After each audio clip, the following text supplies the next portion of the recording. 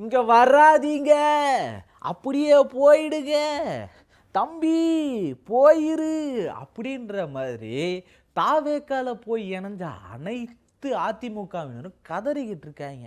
அந்த கதறல் தான் இப்போ மிகப்பெரிய பேச்சா போயிட்டு இருக்கு அரசியல் வட்டாரங்களில்.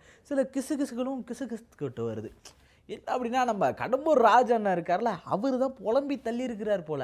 என்ன இந்த 2 விஜயபாஸ்கர்களும் போய் சேர்ந்ததுக்கப்புறம் யாருமே தாவேக்கா பக்கம் போகலையே, காரணம் என்ன தெரியணும்ல. ஃபுல்லாக பார்த்துருவோமா?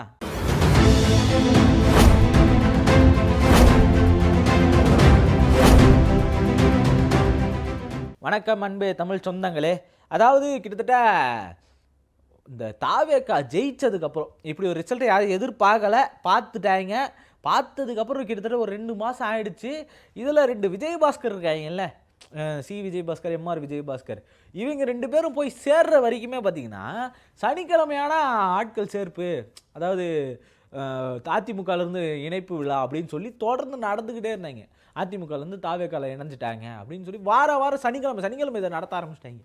என்னடா இது தொடர்ந்து நடந்துக்கிட்டே இருக்குது அப்படின்னு பார்த்தா, இவங்க 2 பேரும் வந்து சேர்ந்ததுக்கப்புறம் பிடிச்சி எல்லாரும் வெளுன்னு வெளுத்து விட்டாங்க.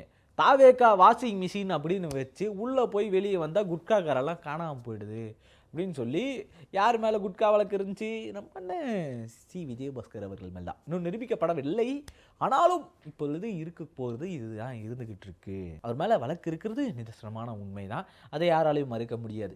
அப்படி வழக்கு இருக்கும்போது அவங்கள சேர்த்துக்கிட்டதுனால கொஞ்சம் போட்டு அடின்னு அடிக்க ஆரம்பிச்சிட்டாங்க. அதுக்கப்புறம் வந்து பார்த்தீங்கன்னா பெரிதளவில் யாரும் வந்து சேரலை. கிட்டத்தட்ட தலைமைச் செயலகத்தையே கட்சி அலுவலகமாக மாற்றி வச்சுருந்தாங்க. அப்படியான ஒரு சூழல் நடந்துக்கிட்டு இருக்கும்போது இவங்க சொன்ன இந்த சில வார்த்தைகள்லாம் இருக்குல்ல, வாங்க அதிமுக தான் இதுக்கு மேலே, தாவேக்காவுடைய பார்வையும் அதிமுகவுடைய பார்வையும் ஒன்று தான் அப்படின்னு சொல்லி ஆதவர்ஜனாலாம் பேசிகிட்டு இருந்தார். ஆனால் அதிமுகலேருந்து தாவேக்காவுக்கு போன முன்னாள் அமைச்சர்களுடைய நிலைமை என்னவா இருக்குது அப்படின்றது தான் இங்கே மிகப்பெரிய கேள்வியாக இருக்குது. ஏன்னா விஜய் அவர்களை பார்க்கவே முடியறது இல்லை, குதிரை கொம்பு மாதிரி இருந்தான். குதிரை கொம்பு கிடையாது, இந்த ஒத்த கொம்பு வச்ச குதிரை இருக்கும்ல, அதை பார்க்குறது எவ்வளோ அதிசயம். அதெல்லாம் இருக்குதா இல்லைன்னே தெரில, நம்மலாம் டிவியில் பார்த்துருப்போம், அவள் தான் அப்படி பார்க்குற மாதிரி இருக்குது. அவரை பார்க்கவே முடியல. சரி, அமைச்சர்களையாச்சும் போய் பார்ப்போம் சந்திப்போம் அப்படின்னா அதுக்கும் நேரம் கொடுக்க மாட்றாங்க, யாரும் கூப்பிட்டு பேச மாட்றாங்க. இப்படியான ஒரு தொடர் நிலைமைகள் இருக்குது. கொஞ்சம் கூட மரியாதை இல்லைங்க. நம்ம இடத்துல நம்ம ராஜாவாக இருந்தோம், பரவாயில்ல, ஏதோ நம்ம தோற்று போயிருந்தாலும் நமக்கான மதிப்பு இருந்துச்சு. ஆனால் இன்றைக்கி அப்படியான மதிப்பே இல்லாமல் போயிடுச்சு அப்படின்னு சொல்லி நம்ம கடம்பூர் அண்ணன் பேசிக்கிட்டு இருக்காரு. இப்போ அவர் பேசுனது தான் இங்கே மிகப்பெரிய சர்ச்சையாகி போச்சு. அவர் புலம்பி தீர்த்துட்டாராம்.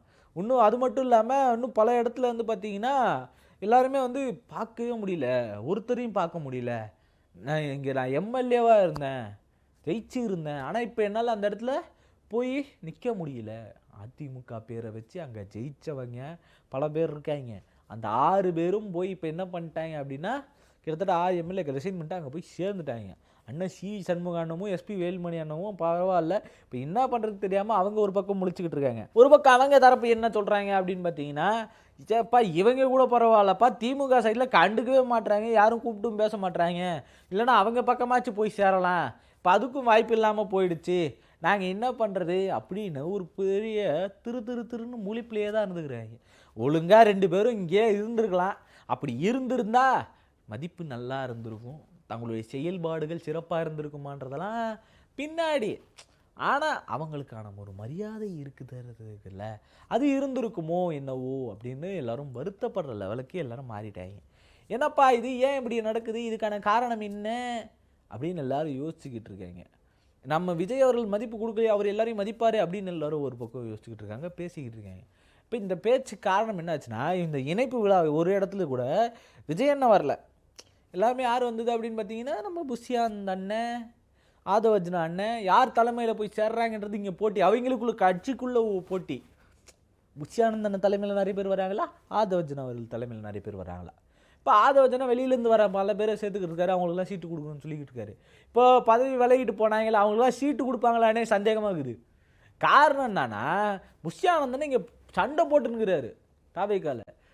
தள்ளிவிட சரி கிடையாது பார்த்துங்க, நம்ம பக்கம் நியாயங்குது, உங்களுக்காக கட்சி வரைக்கும் அப்பத்துலேருந்து சைக்கிள் ஓட்டணும் போய் போஸ்ட் ஊராக ஓட்டணும் பசங்க நிறைய பேர் இருக்கிறாங்க. இவங்க எங்கேயோ வந்து வந்துட்டாங்கன்றதுக்காக அப்படிலாம் முடியாது தலைவரே.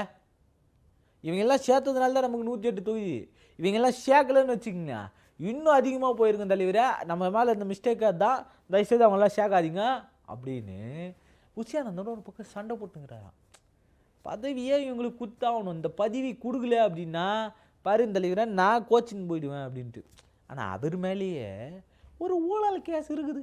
என்ன அப்படின்னா, இந்த எல்லாருக்கும் தெரிஞ்சது தான் பப்ளிக் ப்ராசிக்யூட்டர் அவரை பதவியில் உட்கார வைக்கிறதுக்கு என்னெல்லாம் வேலை பார்த்தாரு, காசு கொடுத்துருக்காரு அப்படின்னு சொல்லி யார் புகார் கொடுத்துறதுக்கு தெரியுமா?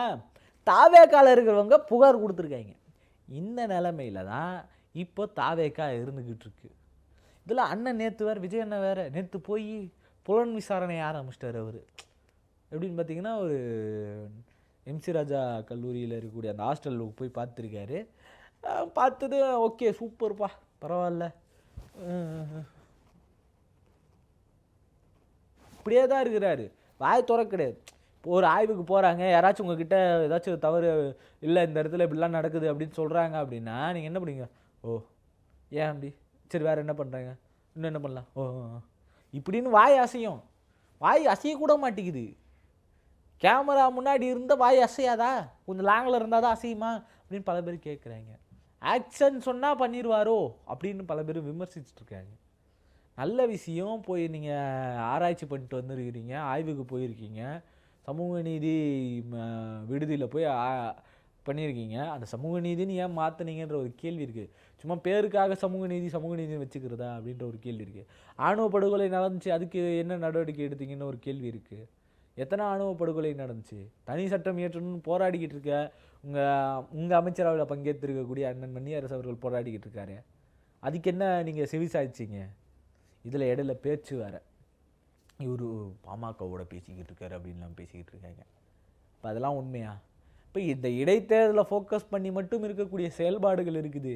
இதெல்லாம் ஒரு பக்கம் இருக்கட்டும், இவ்வளோ செயல்பாடுகள் குறைபாடுகள் இவங்களுக்கு மத்தியில் இருக்கும் போதே அதிமுகவிலேருந்து எல்லாரும் போய் அங்கே சேர்ந்தாங்க. சேர்ந்தவங்களுக்கு கொஞ்சமாச்சும் மதிப்பு இருக்குமா அப்படின்னு கேட்டால் கொஞ்சம் கூட கிடையாது. இதுக்கு மேலே இந்த மாதிரியான பார்க்கக்கூடிய, இந்த ஆய்வு செய்யக்கூடிய அளவுக்கு இருக்கக்கூடியவங்களுக்கு மட்டும்தான் இவங்களுக்கு இடம் கொடுக்க போகிறாங்க, சீட்டு கொடுக்க போகிறாங்க. அண்ணன் ஒரு பக்கம் போயிட்டு அங்கே வாய் திறக்காமல் இருக்கார்ல, அந்த மாதிரி யாரெல்லாம் வாய் திறக்க மாட்டாங்களோ அவங்களை கூட்டின்னு போயிட்டு என்ன பண்ணணும், சட்டமன்றத்தில் இடம் கொடுக்கணும் அப்படின்னு சொல்லிட்டு அவங்க ஒரு பக்கம். இவங்க எல்லாத்தையும் விட்டுட்டு சொந்த கட்சியை விட்டுட்டு போயிருக்காங்களே. 2 நாளைக்கு முன்னாடி ஒரு நிருபர் கூட பேசியிருந்தார். என்ன சொன்னார்னா, போனவங்களாம் கண்டிப்பாக அதிருப்தியில் இருக்காங்க, அவங்கெல்லாம் திரும்பவும் தாய் கழகத்துக்கு வந்துடுவாங்க பாருங்க அப்படின்னு ஒரு நிருபர் ஒரு ஷோவில் பேசியிருந்தார். இப்போ அதே மாதிரியே ஆயிடும் போல், தாவேக்காவுக்கு போன மொத்த பேர் திரும்பி எப்படியாச்சும் நான் தாய் கழகத்துக்கே வந்துடுவேன்ட்டு. இதில் இருக்கிற ஒரு பிரச்சனை என்ன அப்படின்னு பார்த்தீங்கன்னா, எடப்பாடி ஐயா அவர்கள் தான், அவர் தான் பதவியை திருப்பி கொடுக்க மாட்டேன், உனக்கு மாட்டு செல்லலரா கொடுக்க மாட்டேன், அப்போயோ போச்சுல்ல நீ போனல போ போ போ அப்படின்னு அவர் ரொம்ப கரர் காட்டிகிட்டு இருக்காரு. இப்படிப்பட்ட சூழலில் தான் இன்றைக்கி பல பேரும் வந்து புலம்பி தள்ளிக்கிட்டு இருக்காங்க. தாவேக்கா கூட வார இணைப்பு விழா வச்சவங்க இன்றைக்கி ஒன்றுத்தையும் வைக்க காணோம். இப்போ என்ன நடக்குது அப்படின்ற கேள்வி எல்லாருக்குள்ளேயும் இருக்குது. இந்த குட்கா கரையை நிற்கிற மாதிரி இன்னும் என்னென்ன கரையெல்லாம் நிற்க போகிறாங்க அப்படின்ற கேள்விகளும் எல்லார் மத்தியிலும் இருந்துக்கிட்டு இருக்குது. நீங்கள் என்ன நினைக்கிறீங்க அப்படின்றத மறக்காமல் கமெண்டில் சொல்லிட்டு போயிடுங்க. அதிமுகலேருந்து இன்னும் யாராச்சும் போகிறதுக்கான வாய்ப்புகள் இருக்கா? ஏன்னா ஆப்ரேஷன் எல்லாம் போட்டு இவங்க 15ஆம் தேதிக்குள்ளே, அதாவது ஆகஸ்ட் 15க்குள்ளே மொத்த பேரையும் தூக்கிடணும் அப்படின்னு ஒரு பிளான் வச்சுக்கிறாங்களாம். எடப்பாடி ஐயா மட்டும் அங்கே தொடச்சின்னு இருப்பார் போல். அதுக்கான வேலை என்னவோ அதை தொடர்ந்து பார்ப்பாங்க அப்படின்னு நம்பிட்டு, நீங்கள் என்ன நினைக்கிறீங்கன்றதையும் மறக்காமல் கமெண்டில் சொல்லிவிட்டு சப்ஸ்கிரைபையும் பண்ணிக்கிட்டீங்க அப்படின்னா தொடர்ந்து நம்ம வீடியோஸை பார்க்கலாம். நன்றி, வணக்கம்.